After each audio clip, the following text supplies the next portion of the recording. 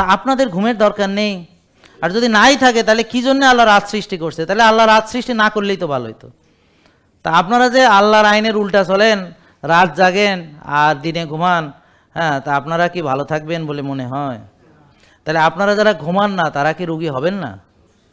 তাহলে আল্লাহ তাআলা ঘুমাতে বলেছে, রাত দিয়েছে, আপনি ঘুমাবেন না এবং আপনি ভাববেন আপনি ভালো থাকবেন, এই ভাবনা আপনার আসলো কি করে?